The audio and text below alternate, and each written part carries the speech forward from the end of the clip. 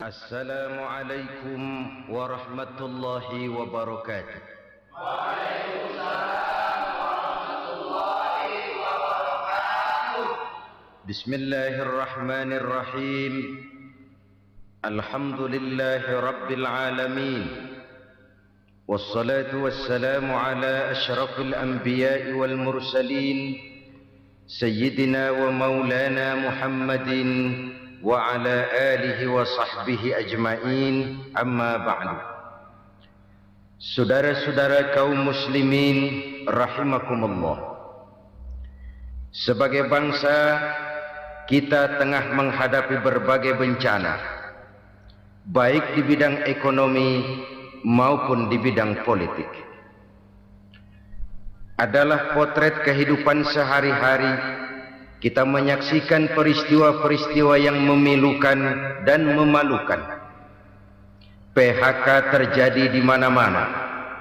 Pengangguran meningkat, harga-harga membumbung tinggi, daya beli rakyat semakin lemah. Sementara di bidang politik, kejadian-kejadian memberikan indikasi bahwa persatuan dan kesatuan kita sebagai bangsa dewasa ini tengah berada dalam ujian yang berat. Pada jumpa kita kali ini, tanpa bermaksud untuk mencari kambing hitam dari bencana yang kita hadapi, saya ingin menyampaikan sebuah hadis yang diriwayatkan oleh Imam At-Tabrani dari Ibnu Abbas bahwa Rasulullah sallallahu alaihi wasallam bersabda, khamsun bi khamsin, ada 5 perkara yang dapat menimbulkan 5 macam bencana. Mari kita renungi hadis ini satu demi satu sebagai bahan introspeksi buat kita semua dalam menghadapi bencana yang tengah berlaku sekarang ini. Yang pertama, manaqasa qaumul ahda illa sullita alaihim aduwwuhum. Apabila suatu kaum sudah mengingkari janjinya, maka mereka pun akan dikuasai oleh musuh-musuh mereka. Sederhana saja nampak kalimat dalam hadis ini. Apabila orang sudah mengingkari janji, mereka akan dikuasai oleh musuh-musuh mereka sendiri. Dan musuh kita yang paling utama saat ini adalah kemiskinan dan kebodohan. Kenapa itu terjadi? Karena kita mengingkari janji kita sendiri. Di saat awal-awal berdirinya Orde Baru, kita pernah berjanji untuk melaksanakan Pancasila dan Undang-Undang Dasar 45 secara murni dan konsekuen. Kita berjanji bahwa kita akan menegakkan pemerintah yang bersih dan berwibawa. Itu semua pada permulaannya. Waktu demi waktu berjalan, kita lupa dengan janji yang kita ucapkan itu. Ketuhanan yang Maha Esa kita ucapkan, tapi kesetanan yang luar biasa yang kita lakukan. Kemanusiaan yang adil dan beradab yang kita dengungkan, tetapi kemanusiaan zalim dan biadab yang kita praktekkan. Sederhana saja saudara, hampir setiap pejabat pada posisi-posisi kunci, di awal-awal ia memangku jabatan itu, biasanya ia mengucapkan sumpah dengan lafaz demi Allah bahwa dalam melaksanakan jabatan ini saya tidak akan menerima hadiah atau pemberian dalam bentuk apapun. Itu pada permulaannya. Lama-lama rupanya hadiah itu asik juga, mulai diterima. Lama-lama dirasa kurang, mulai menagih. Dan akhirnya terjadilah praktek yang disebut suap menyuap, semir menyemir, dan lain sebagainya. Kalau ini sudah menjadi kenyataan, bagaimana kita mau menegakkan pemerintah yang bersih dan berwibawa? Undang-Undang Dasar 45 menyatakan bahwa bumi, air, dan seluruh kekayaan negara dikelola oleh negara bagi sebesar-besar kemakmuran rakyat. Yang terjadi adalah bahwa kita merasa mewakili rakyat untuk menikmati harta dan kekayaan negara, sehingga rakyat banyak tidak bisa ikut menikmatinya. Menumpuklah harta itu sehingga terjadilah pepatah, gunung ditimbun, sumur digali. Yang kaya semakin kaya, yang miskin semakin terpuruk. Kita ingkar dengan janji yang kita ucapkan di awal-awal kita bergerak. Kita ingkar dengan janji pada saat kita mengatakannya dengan menyebut nama Allah, dengan mempertaruhkan nama Tuhan, sehingga pada akhirnya jabatan pun mengalami tender. Sudah menjadi rahasia umum, orang mau jadi lurah mesti mengeluarkan uang, mau jadi camat mesti mengeluarkan uang, mau jadi wali kota, bupati, bahkan gubernur, itu ada pasarannya. Secara logika, kalau orang memperoleh satu jabatan karena banyak mengeluarkan uang, tentu pada saat ia mengeluarkan uang, ia sudah punya pemikiran, modal pasti pulang, modal pasti kembali. Kalau orang memperoleh suatu jabatan karena banyak mengeluarkan uang, maka langkah pertama yang dia lakukan setelah memangku jabatan itu ialah bagaimana uang bisa kembali, bagaimana modal bisa pulang. Kalau modal sudah pulang, pikiran berikutnya bagaimana supaya dapat untung. Lalu kapan mau bekerja untuk kepentingan rakyat, itu nomor 18. Kemudian kalau ada proyek-proyek besar, pertanyaannya ialah bukan apakah proyek ini bermanfaat bagi rakyat, apakah proyek ini layak untuk diteruskan, tetapi yang jadi pertanyaan paling utama ialah bagian saya berapa duit dari proyek ini. Kita bisa lihat proyek, mega proyek lahan 1 juta hektar di Kalimantan Tengah, triliunan rupiah, dan proyek itu gagal. SD Impres bulan ini diresmikan, bulan depan retak. Jembatan-jembatan bulan ini gunting pita, bulan depan runtuh. Kita ingkar dengan janji. Kita berkata kita bekerja untuk kepentingan rakyat, tapi kita tidak pernah mengenal rakyat itu. Apabila suatu kaum sudah mulai mengingkari janji, maka mereka akan dikuasai oleh musuh-musuh mereka. Akibatnya tersusunlah barisan-barisan sakit hati yang makin lama makin menjadi bola salju, menggelinding membesar, dan kemudian terjadilah hal-hal yang tidak kita inginkan lagi. Apabila suatu kaum sudah mengingkari janji, maka mereka akan dikuasai oleh musuh-musuh mereka. Ini penyebab bencana yang pertama. Kita tidak konsekuen. Tadinya kita dengan lantang teriak-teriak berantas korupsi, ganyang korupsi, pada waktu kita belum mendapat kesempatan. Setelah kita naik punya kesempatan, rupanya korupsi enak juga dirasa. Terjadi pergeseran nilai, orang luntur, kehilangan idealisme awal. Lalu untuk menghibur-hibur diri, menutup kesalahan, kita gunakanlah pepatah bahwa tidak ada gading yang tak retak, bahwa kita harus mikul dhuwur mendem jero. Itu semua cuma sebagai dalih agar kesalahan kita tidak dibicarakan orang lain, padahal kita sendiri yang mengingkari janji. Kita yang keluar dari komitmen awal kita. Kita berjanji melaksanakan Pancasila dan Undang-Undang Dasar 45 dengan murni dan konsekuen. Kita berjanji untuk menegakkan pemerintah yang bersih dan berwibawa. Namun dalam kenyataannya itu tidak kita laksanakan dengan sebagaimana mestinya. Kita bergeser, kita mengalami proses degradasi, peluncuran nilai, dan akhirnya terbentuklah barisan-barisan sakit hati yang semakin lama semakin membesar itu. Kita harus introspeksi. Memang kalau zaman sedang susah, biasanya kambing hitam laris, tukang kompor gentayangan. Itu dari dulu selalu mencari kambing hitam. Karena itu kita tidak bicara orang, kita tidak bicara siapa yang salah, kita bicara sistem, dan sistem itu bisa mengena siapa saja. Kalau orang sudah mulai mengingkari janji, bergeser dari komitmen awal, itu sudah mulai ya mengalami proses peluncuran, proses degradasi. Ini penyebab yang pertama. Kita tidak lagi konsekuen bahwa bumi, air, sumber daya alam adalah milik negara, dikuasai oleh negara, digunakan bagi sebesar-besar kemakmuran rakyat. Ternyata rakyat yang makmur itu tidak merupakan gambaran yang menyeluruh dari rakyat kita. Undang-undang dasar kita menganut ekonomi kekeluargaan, tapi yang kita praktekkan adalah ekonomi keluarga.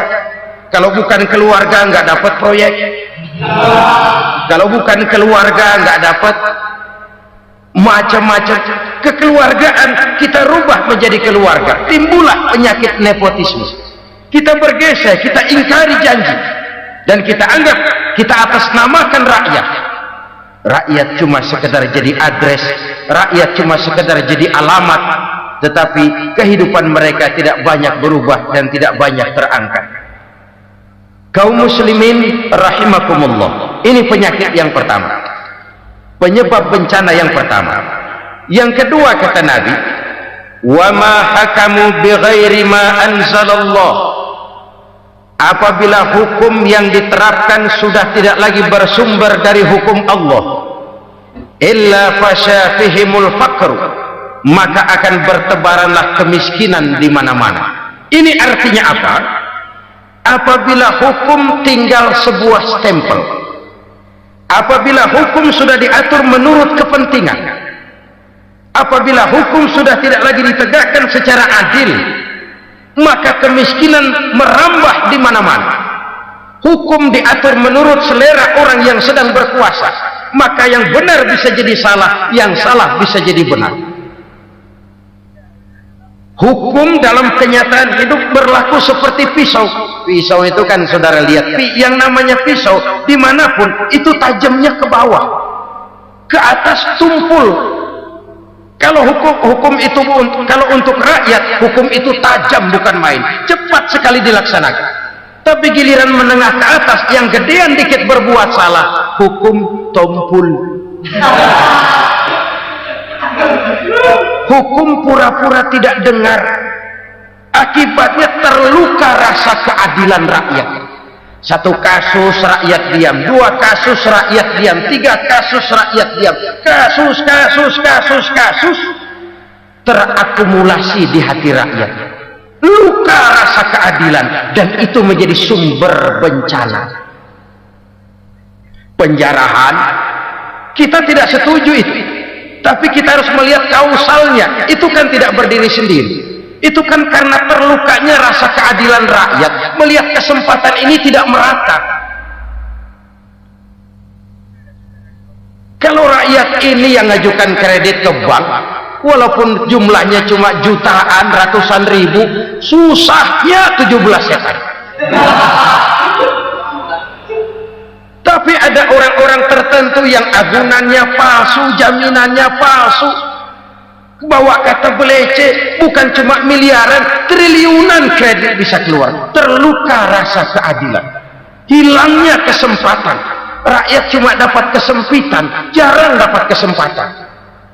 Dari lukanya rasa keadilan ini, memang ya entah lipstik, entah basa-basi, dibentuklah tim ini, dibentuklah badan pengawas ini, dibentuklah tim ini. Kalau membentur tahu, hancur tahu. Tapi kalau tim yang dibentuk membentur karang, bukan karangnya yang hancur biasanya, timnya yang bubar. Kenapa? Yang dibentur batu karang yang sangat keras. Kita main-main dengan hukum, kita tidak konsekuen dengan hukum, luka rasa keadilan, dan itu terakumulasi. Tamsil rakyat tahu, terakumulasi, menguap begitu saja. Kasus-kasus lain rakyat tahu, menguap begitu saja. Ketidakadilan terakumulasi, mengendap di hati rakyat, menunggu ledakan. Pada saat sumbu meledak, rakyat tidak bisa dibendung lagi. Oke, kita tidak setuju dengan penjarahan, tapi jangan melihat itu sebagai peristiwa yang berdiri sendiri. Kenapa itu terjadi? Kausalnya kenapa? Oke, kita tidak setuju memang, tapi yang dijarah oleh rakyat kan memang cuma untuk perut. Yang dijarahkan beras, yang dijarahkan televisi, yang dijarahkan kulkas yang masih bisa dihitung, yang memang real untuk kebutuhan rakyat. Penjara berdasi kepala botak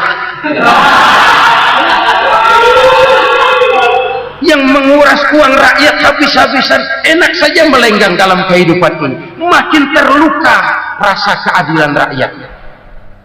Apabila hukum yang diterapkan sudah menyimpang dari keadilan yang diajarkan Allah, fasyafihimul fakru, bertebaranlah kemiskinan. Aneh, memalukan, memilukan. Sebuah negara agraris yang katanya pulaunya hijau royo-royo, gemari palau jenawi toto tentem kertora harjo, yang tahun 93 pernah mendapat penghargaan dari FAO, Badan Pangan Sedunia, sebagai negara yang berhasil dalam swasembada pangan. Sekarang ini kita terpaksa betul beli beras dari Vietnam, beli beras ke Kamboja, beli kedelai dari Kamboja. Kenapa? Lahan sawah kita habis ditanami pabrik. Teknologi kita, teknologi loncatan yang non-applied, tidak terpakai oleh kita. Lantas lahan yang tidak bisa kita tanami, kita paksakan lahan-lahan gambut menjadi tanah pertanian yang subur dengan biaya triliunan, dan kita gagal. Kita cari jarum dan kapak hilang. Kita mau jadi negara industri dengan loncatan teknologi yang maju, kita lupakan pola pijak kita sebagai negara agraris, dan akhirnya kita kecolongan. Lihatlah dewasa ini, rakyat kita antri sembako di mana-mana. Di sebuah negara agraris, ketidakadilan melahirkan kemiskinan, kemiskinan moral dan kemiskinan material. Kemiskinan moral, rakyat nggak percaya lagi sama pejabat. Rakyat mengalami krisis figur. Orang ala lu ngomong dah ember.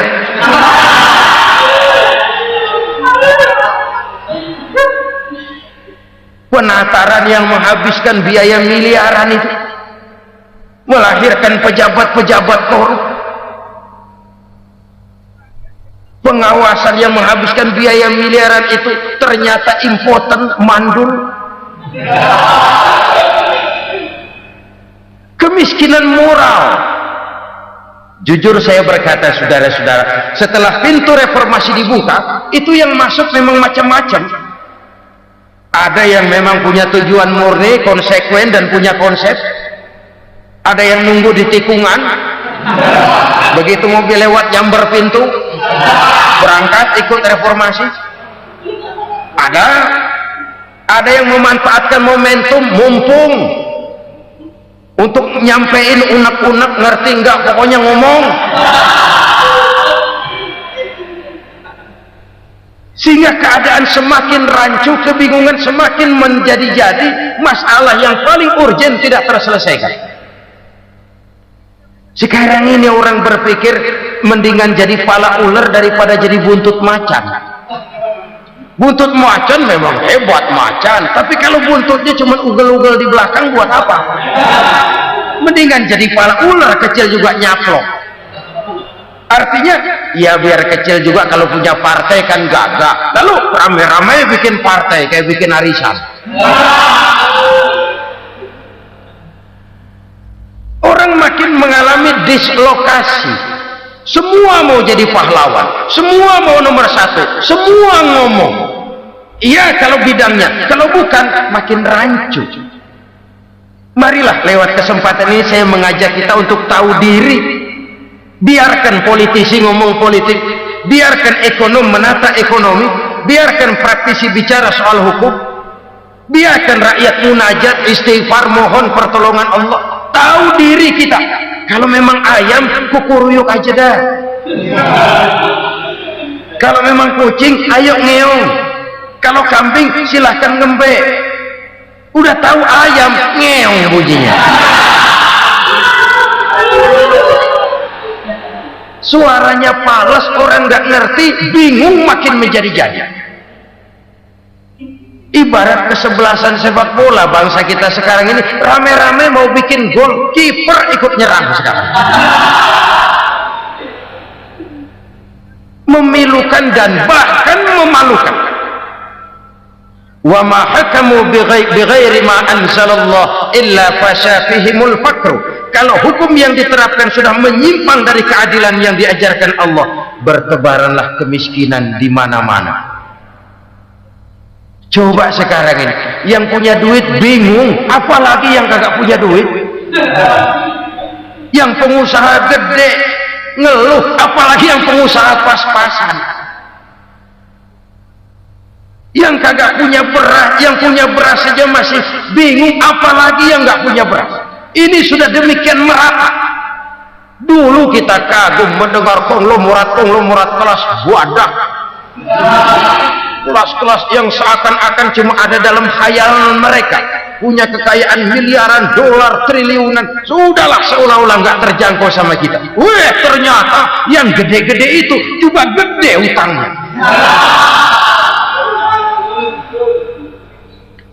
Dan rontok satu demi satu. Ternyata rakyat selama ini cuma dialamatkan, cuma dijadikan address. Rakyat yang tidak banyak ngerti persoalan ini harus menanggung hidup ini begini berat, harus menanggung beban hidup ini begini tinggi, daya beli semakin lemah, semakin terpuruk dan terpuruk, sedang keadaan belum juga banyak berubah. Yang hutang sama luar negeri itu kan bukan rakyat kecil, Ciano. Yang banyak nyimpen dolar juga kan Ciano. Rakyat kecil bocah kampung mah jangankan nyimpen dolar, ngelihat juga tumben. Kemana kita mesti bercermin? Sekali lagi saya mengatakan maaf, kita tidak bermaksud mencari kambing hitam. Karena itu kita tidak bicara orang, kita bicara sistem, kita bicara keadaan. Beginilah yang dikatakan Nabi, penyebab timbulnya bencana, hukum yang ditegakkan tidak lagi berorientasi kepada keadilan, tapi berorientasi kepada kepentingan. Akhirnya bentuk hukum seperti pisau, tajam ke bawah, tumpul ke atas.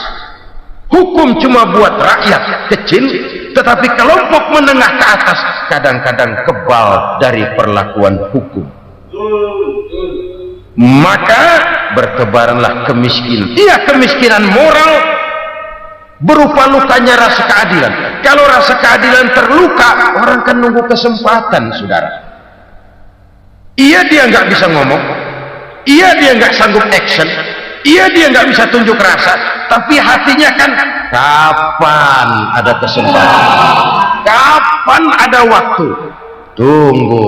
Hatinya mesti begitu, sehingga begitu ada kesempatan terjadilah hal-hal yang tidak terhindarkan. Dan itu ekses, bukan reformasi. Jangan seperti sebuah dialog saya dengan seorang abang beca. Saya bertanya, bang, ya, abang tahu nggak reformasi? Tahu, Ustaz. Apa? Pembakaran. Terus penjarahan, lalu perkosaan. Itu reformasi. Itu yang saya lihat. Nah, itu yang dia lihat. Saya tentu tidak menyalahkan abang beca kita, karena memang itu yang dia lihat dan sejauh itu wawasannya. Tapi ini indikasi bahwa banyak rakyat kita yang belum bisa menggunakan kebebasan secara bertanggung jawab. Padahal kebebasan tanpa tanggung jawab tirani. Sebuah contoh gampang-gampangan. Saya beli radio, saya setel di kamar saya, lalu saya bilang, ini radio gue, yang beli gue, pakai duit gue setel di kamar gue, sekeras-kerasnya, gak ada urusan sama orang lain. Itu kata saya. Tetapi tetangga saya sebelah rumah kan boleh juga ngomong begitu. Kata tetangga saya, ini mata gue, yang ngantuk gue tidur di kamar gue, kenapa suara radio lu nyampe kemari? Artinya apa ini? Kebebasan saya nyetel radio dibatasi oleh kebebasan tetangga saya yang mau tidur. Tidak ada kebebasan mutlak tanpa tanggung jawab. kembali akan melahirkan tirani, kembali akan melahirkan pemaksaan kehendak. Dan itu lagi-lagi bukan demokrasi. Saudara-saudara kaum muslimin rahimakumullah, ini penyakit yang kedua, lukanya rasa keadilan, terutama di kalangan rakyat kecil. Itu mengendap menjadi akumulasi dan menunggu giliran kapan bisa dimuntahkan. Dengan kata lain, rakyat udah banyak banget makan yang perutnya jadi enak, nyelam. Kapan nunggu muntahnya? Udah begini banyak akumulasi yang mereka pendam di perut ini, sehingga ketika terjadi kesempatan itu sudah tidak terkendalikan lagi. Kita out of control. Saya tidak mentolerir sikap-sikap kekerasan. Bahkan saya lebih cenderung bahwa kalau di rumah kita banyak tikusnya saja racuni, jangan rumah dibakar. Bahwa ada korupsi, ya, ada kolusi, memang ada nepotisme, tentu. Tetapi tikusnya saja racuni, jangan rumah dibakar. Masa mau ngusir tikus bakar rumah? Tikusnya lari, tikusnya selamat, rumahnya ewes-ewes.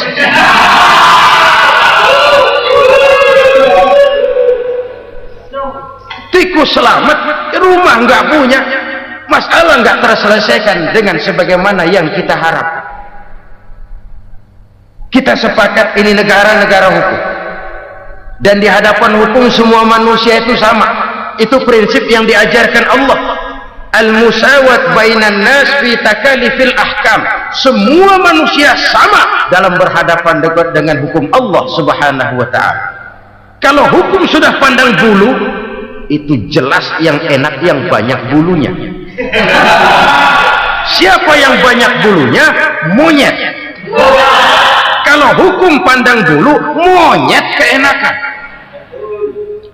Saudara-saudara kaum muslimin rahimakumullah, introspeksi. Mari kita bercermin bagaimana perjalanan hukum selama ini. Kalau introspeksi ini kita temukan, lalu ada upaya untuk memperbaiki diri. Jangan menggunakan tak ada gading yang tak retak, mikul duwul mendem jero untuk menutupi kesalahan orang. Padahal kesalahan itu sedemikian besar. Padahal rakyat kita tiap hari antri sembako. Ada yang sehari sekali makan, ada yang makan sudah bercampur tiwul, ada yang nasi sudah dicampur pisang, balik jadi orok lagi. Macam-macam upaya rakyat untuk menangsal perut ini. Lalu rakyat ditenang-tenangkan, lebih baik puasa Senin Kemis sambil menghadapi krisis ekonomi. Kenapa rakyat yang disuruh puasa? Kenapa bukan pejabatnya yang puasa lebih dulu untuk kemakmuran rakyat? Kalau rakyat yang memang perutnya udah gepeng disuruh puasa, makin krempeng perutnya. Artinya pejabat harus punya sense of politics. Ya, tidak, puasa itu kan tidak cuma Senin Kemis saja. Puasa itu puasa perasaan, puasa menghargai perasaan yang kondisi yang sedang dihadapi oleh rakyat. Bagaimana rakyat yang tengah antri sembako melihat pejabatnya lewat dengan mobil yang harganya sampai 1 miliar. Oh, inilah pemimpin saya. Luka lagi rasa keadilannya. Kita tidak tengah rasa. Puasa dalam artian itu pun akan menolong menegakkan semangat kebersamaan, membentuk semangat kebersamaan. Saudara-saudara kaum muslimin rahimakumullah, penyebab bencana yang ketiga dikatakan oleh baginda Nabi, wala zaharat fihimul fahishatu illa fasha fihimul maut. Apabila kekejian telah merajalela, maka maut bertebaran di mana-mana. Kita renungi butir kalimat dalam hadis ini. Apabila kekejian telah merajalela, maut bertebaran di mana-mana. Begitu murah arti sebuah kehidupan. penjarahan untuk hal-hal yang kecil tapi sampai mengorbankan nyawa. Apabila kekejian sudah terjadi di mana-mana, maut pun bertebaran. Maut dalam arti berpisah ruh dengan jasad, tapi juga maut dalam arti orang bisa mati karirnya, orang bisa mati usahanya, orang bisa mati kesempatannya karena perbuatan-perbuatan keji yang selama ini tidak terbendung. Lahirlah teori mafia. Siapa yang kuat dia yang berkuasa, siapa yang lemah dia menjadi mangsa. Proyek-proyek besar yang menang tender itu ya dari itu ke itu saja. Yang pengusaha-pengusaha tidak punya koleksi, koneksi, tidak bisa bayar komisi, dapat proyek tetelan. Ada dagingnya dikit, namanya juga tetelan. Dagingnya sudah habis disantap oleh meja. Sekian puluh meja dilalui, sekian puluh amplop dikeluarkan, sehingga yang akhirnya ya tinggal tetelan itu tadi. Maka kualitas pekerjaan pun sudah bukan lagi jadi masalah. Demikianlah mafia-mafia ini bermunculan di mana-mana. Di pengadilan terkenal mafia pengadilan. Hukum bisa dibeli, hukum bisa dipesan menurut kebutuhan sponsor. Mafia peradilan, mafia politik, mafia ekonomi, bahkan mafia agama yang menggunakan agama sebagai kedok, menggunakan agama sebagai dalih, menggunakan agama sebagai topeng untuk melancarkan maksud-maksud politiknya pun tidak tertutup kemungkinan. Apabila kekejian telah merajalela, maut bertebaran di mana-mana. Korupsi, kolusi, nepotisme itu bagian dari kekejian. Kita selama ini kalau mendengar maksiat, itu yang terbayang cuma judi, mabuk, zina. Ya itu maksiat. Tapi korupsi, kolusi, nepotisme itu juga maksiat dalam bentuk lain. Kalau ini sudah bertebaran, maka maut terjadi di mana-mana. Jangan bayangkan cuma mati orangnya, itu sih kewajiban. Yang menyakitkan itu orangnya masih hidup tapi dibikin mati, karirnya mati. Kenapa? Karena yang diperlukan bukan cuma orang pinter tapi orang taat. Biar pinter, kalau nggak taat minggir. Biar bodoh, kalau taat bisa nyenangin atasan, bisa nyemur.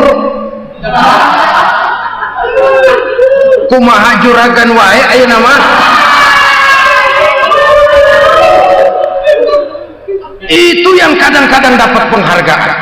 Tidak ada prestasi kerja kecuali bikin senang orang di atas. Kita lihat di desa-desa jalan rusak. Kalau ada berita pejabat anak mau turun, jalan rata sekali. Sampai tanah dari mana aja dikeruk buat ngeratain tuh jalan. Pejabat pulang legok lagi jalanan. Katanya kita kerja buat rakyat, nyatanya kita cuma melayani atas. Kenapa? Terjadi lingkaran setan. Seperti kata lagu Dul Sumbang itu. Mahasiswa takut sama dosen, dosen takut sama dekan, dekan takut sama rektor, rektor takut sama menteri, menteri takut sama presiden, presiden takut sama mahasiswa. Lah muter balik lagi, lingkaran setan. Lingkaran setan. Saudara-saudara kaum muslimin rahimakumullah, kekejian yang merajalela, praktek-praktek mafia yang tertuang dalam kehidupan sehari-hari menyebabkan orang mati karirnya, jasad masih hidup, karir mati, itu menyakitkan. Mati bisnisnya. Rakyat kecil pernah senang ketika cengkeh booming, harganya bagus, rakyat banyak yang pergi haji. Lalu mau ditata, lahir tata niaga cengkeh, malah amburadul. Harga cengkeh jatuh, petani cengkeh kecil menjerit. Siapa yang untung? Segelintir orang. Masihkah kita pakai atas nama rakyat untuk kepentingan nasional, padahal yang nyanyi cuma segelintir orang? Masihkah kita mau bohongi rakyat ini dengan mobil nasional tapi bikinan Korea? Masihkah kita mau bermain verbalisme, bermain kata? Ini sebuah masa lalu yang tidak perlu terulang lagi untuk masa-masa yang akan datang. Kekejian merajalela, orang mati karier, bisa mati usaha, mati bisnis. Usahanya maju, dirangkul, hancur. Usahanya maju, dipukul, hancur, tenggelam. Bahkan yang memilukan dan memalukan badan-badan usaha milik negara itu dikebiri sedemikian rupa sehingga tidak menghasilkan hal-hal yang bermanfaat buat negara. Saudara-saudara kaum muslimin rahimakumullah, kalau nafsu yang sudah mengatur itu semua, maka kekejian pun merajalela. Orang sudah pakai teori mafia, yang kuat dia yang menang, yang kuat dia yang berkuasa, yang lemah silakan minggir di sudut-sudut kehidupan. Kalau kekejian seperti ini merajalela, maut bertebaran di mana-mana. Banyak orang mati karirnya, banyak orang mati usahanya, banyak orang mati imajinasinya. Sekarang ini dalam dunia seni yang banyak karyawan seni, bukan seniman. Seniman itu kan dilahirkan, lain seniman, lain karyawan seni. Sekarang yang banyak karyawan seni, bukan seniman. Mati karier, mati imajinasi, mati improvisasi, sehingga kehidupan persis sinetron. Sinetron itu yang kita lihat rumah mewah, yang kita lihat rumah bagus, gak pernah kita lihat di sinetron kita ini rakyat antri sembako. Kita dijejali hal-hal yang indah, yang wah, yang membuat kita tenggelam dalam gaya hidup instan, tenggelam dalam gaya hidup wah. Kita lupa dengan realitas keseharian di tengah-tengah masyarakat kita. Lahirlah kelompok-kelompok selebritis, dibesarkan oleh berbagai media. Selebritis, film aja masuk koran, film.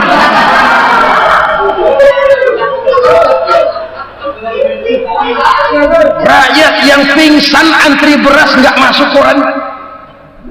Rakyat yang semaput antri minyak nggak masuk koran. Selebritis panok masuk koran.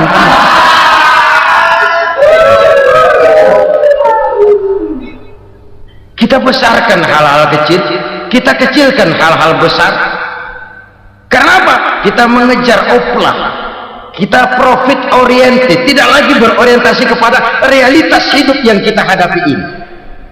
Kalau kekejian sudah merajalela, kata Nabi, maka maut bertebaran di mana-mana. Maut dalam artian maut, coba lihat sekarang begitu murah nyawa. Karena 1000 perak orang mau nusuk bunuh, karena beras seliter orang khilaf, begitu murah kehidupan. Tapi kekejian dalam bentuk korupsi, kolusi, nepotisme, kekejian dalam bentuk itu mematikan karier, mematikan bisnis, mematikan imajinasi, mematikan kreativitas. Itu juga maut dalam bentuk lain akibat kekejaman lain. Ini penyebab yang ketiga. Yang keempat, penyebab bencana menurut baginda Rasul, wala tuffiful mikyala illa muni'un nabat. Apabila timbangan sudah dicurangi, maka tercegahlah tumbuh-tumbuhan. Apabila timbangan sudah mulai curang, maka terjadilah musim paceklik. Apabila bisnis sudah bergaya mafia tadi itu, kecurangan-kecurangan terjadi, tender di balik pintu, yang dimenangkan cuma kelompok-kelompok yang bisa memberikan presentasi yang besar, muni'un nabat, terjadilah paceklik. paceklik, panen gagal, wereng ya wereng, kemarau panjang it's okay, air sulit iya, tetapi kan semua itu ada yang ngatur. Kemarau ada yang ngatur, belalang itu ada yang ngatur, air itu juga ada yang ngatur. Yang ngatur itu yang serba maha. Kalau ia murka melihat kecurangan timbangan, Allah itu kalau murka kan gampang saja, tinggal komandoin balang, lang, hancurin pesawat. Konvoy belalang, konvoy. Allah tinggal ngutik angin El Nino, mampir lo ke Indonesia. Hujan nggak turun-turun, kemarau panjang. Jadi kalau musim kemarau kan namanya anginnya El Nino. Kalau musim hujan anginnya namanya La Nina. Cakep namanya, kejem orangnya. Saudara lihat Cina sekarang sedang kena La Nina, banjir besar, ribuan orang meninggal. Dia mah ribuan mati kagak berasa, rakyatnya miliaran. Bangladesh lagi ngalami La Nina, India lagi ngalami La Nina. Angin, hujan, kemarau, belalang itu kan ada yang ngendaliin. Kuncinya bukan di belalangnya, kuncinya bukan di peredaran matahari berputar, kuncinya di atas yang mengatur semua itu. Kalau timbangan sudah mulai curang, pengusaha sudah nggak mau jujur, apa nggak bikin perut jadi mual. Begitu rakyat antri sembako pingsan nggak dapat beras, sementara beras ditumpuk-tumpuk sampai membusuk. Kemana hati nuraninya? Kemana akal pikirannya? Kemana mereka yang berbuat atas nama rakyat tapi melihat rakyat susah tidak tergerak hatinya? Apabila timbangan sudah mulai dicurangi, bisnis sudah mulai melenceng, maka terjadilah paceklik. Sebuah negara yang berhasil dalam swasembada pangan, lalu sekarang menjadi negara yang rakyatnya antri untuk memperoleh kebutuhan pangan. Saudara-saudara kaum muslimin rahimakumullah, ini intinya adalah kecurangan. Kalau kecurangan sudah terjadi di mana-mana, dan ini milik siapa saja, bukan soal tempat, bukan soal jabatan, soal manusianya, SDM-nya. Kecurangan tidak cuma terjadi di kantor, di masjid bisa terjadi kecurangan. Korupsi tidak hanya bisa terjadi di kantor, di madrasah bisa ada korupsi. Faktor manusianya, ini soal SDM. Kecurangan yang besar tentu besar lagi kerugiannya. Kecurangan yang kecil, kecurangan sehari-hari, pedagang-pedagang kecil ngurangi timbangan, barang yang buruk dikatakan baik, yang baik dikatakan buruk, itu merugikan perorangan. Kecurangan yang besar merugikan bangsa dalam bentuk total, dalam bentuk seutuhnya. Nah, kecurangan-kecurangan seperti ini rakyat kan lihat, rakyat kan tahu, dan itu kembali terakumulasi di sini, pegel. Dan jangan lupa, rakyat yang nggak ngomong itu, rakyat yang nggak bersuara itu, batinnya menjerit, jeritannya menggoncang aras, dan itu didengar Allah. Yadullah fauqal jamaah, kata Nabi, tangan Tuhan di atas orang banyak. Jeritan hati rakyat menggoncang aras.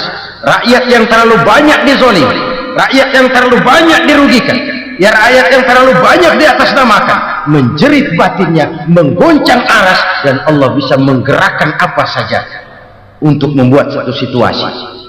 Allah bisa menggerakkan apa saja untuk membuat satu situasi.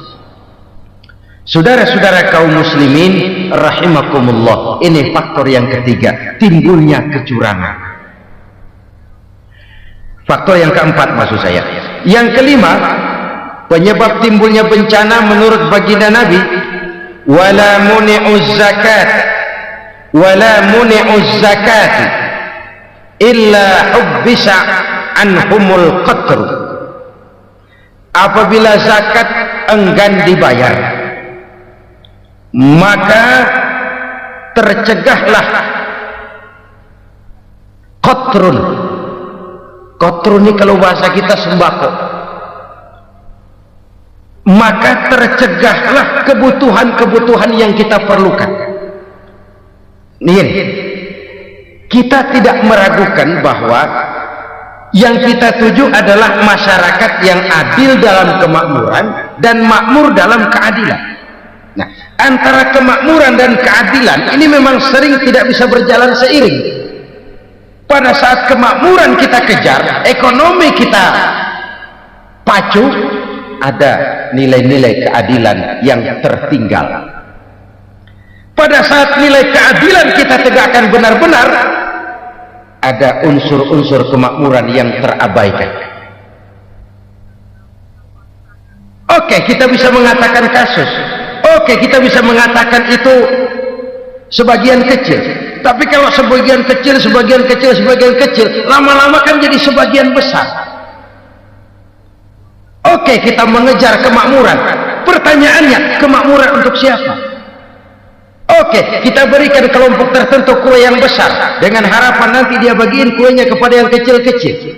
Tapi kenyataan mereka yang dapat kue besar akhirnya malah lupa diri dan lupa daratan. Mau makin besar, malah memeras yang kecil-kecil ini. Sekarang kan yang kecil modali yang besar. Ramai-ramai buka bank, ternyata kamuflase. Uang banknya untuk kredit perusahaannya sendiri, nasabahnya rakyat kecil. Artinya apa? Rakyat kecil disuruh modalin orang yang udah gede. Ini kan sambar geledek urusan.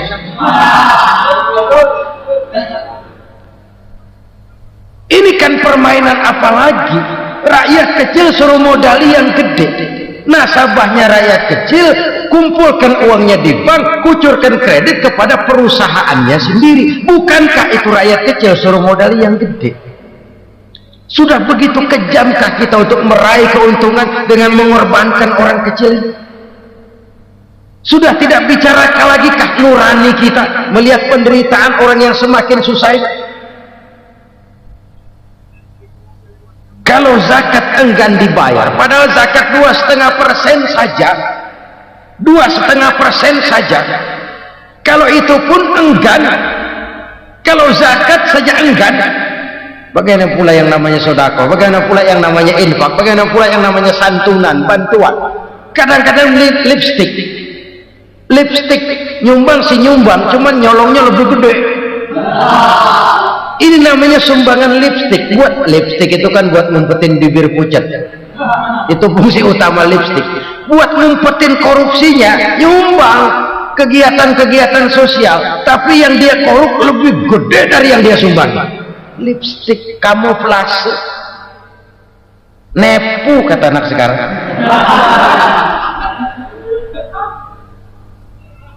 Saudara-saudara kaum muslimin rahimakumullah, demikian berat kewajiban zakat ini sampai di zaman Sayyidina Abu Bakar pernah keluar komando perangi orang yang enggan membayar zakat. Perangi, karena fungsi zakat adalah menjembatani antara si kaya dengan si miskin.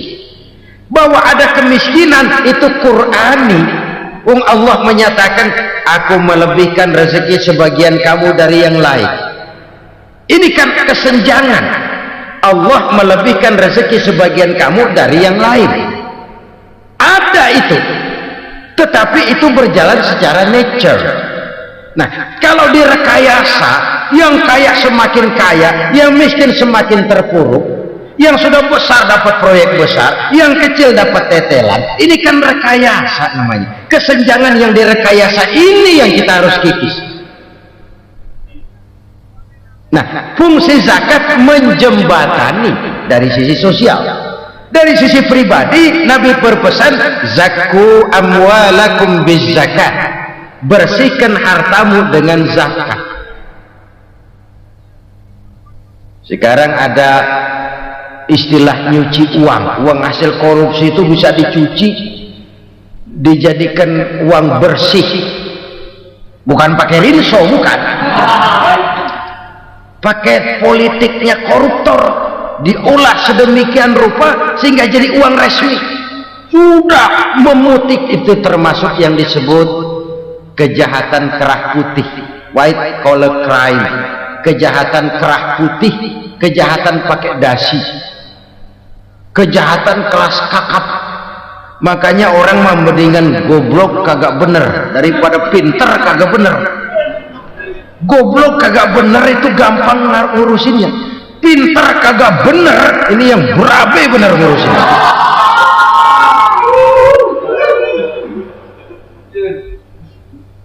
Kita bukan cuma perlu orang pinter kok di zaman sekarang, kita perlu orang-orang bener yang punya komitmen, yang sesuai kata dan perbuatan, yang bisa merasakan apa yang dirasakan oleh rakyat, yang punya sense of politik yang tinggi, yang peka, yang penuh keterbukaan, yang punya wawasan dan pandangan jauh ke depan.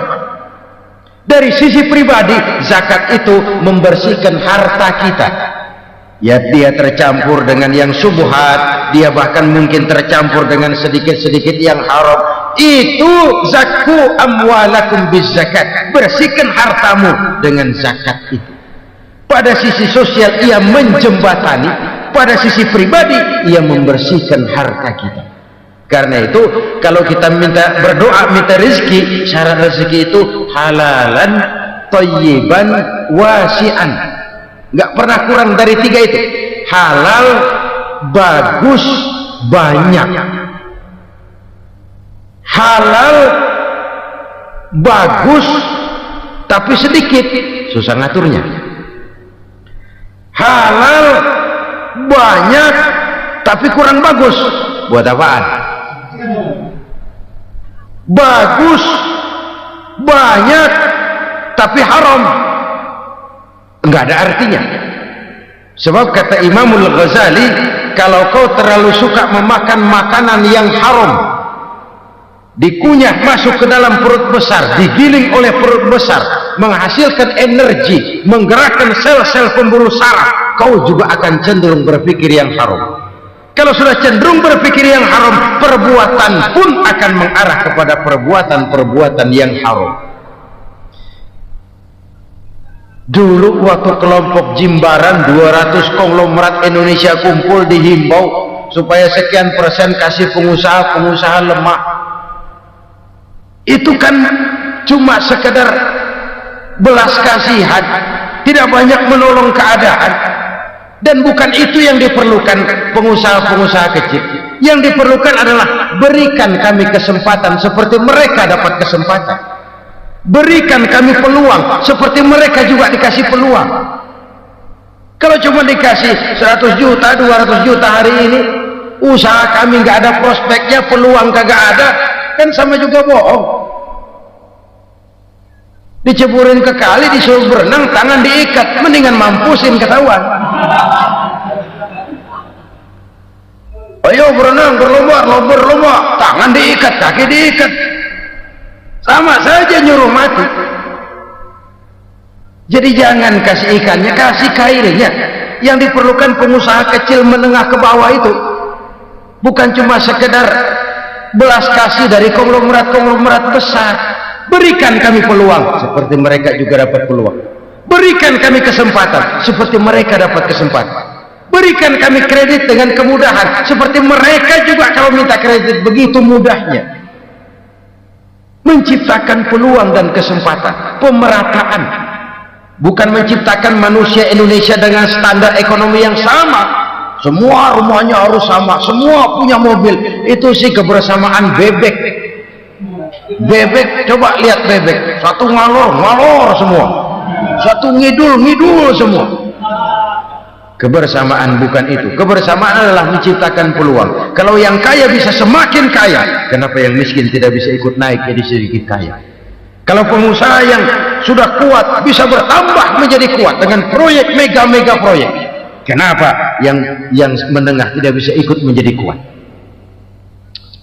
Dan kenapa kekejian itu merajalela? Kita dengar lewat berita-berita PLN tekor, PLN utang. Kenapa? Dia beli listrik dari swasta yang belinya lebih mahal daripada penjualannya. Artinya dia beli itu listrik dari perusahaan listrik swasta, dia jual kepada rakyat lagi. harga jualnya lebih murah daripada dia beli kepada swasta. Kenapa? Ada tekanan lagi tuh, biasa siklus lagi, hukum Boyle, atas neken paling bawah gepeng. Ya kita nih rakyat kecil emang nasibnya gepeng-gepeng terus. Saudara-saudara kaum muslimin rahimakumullah, dari 5 penyebab bencana ini kita ambil kesimpulan untuk sebuah renungan dan introspeksi kita bersama. Pertama, mengingkari janji, padahal janji itu yang lebih tinggi nilainya adalah di hadapan Allah Subhanahu wa ta'ala.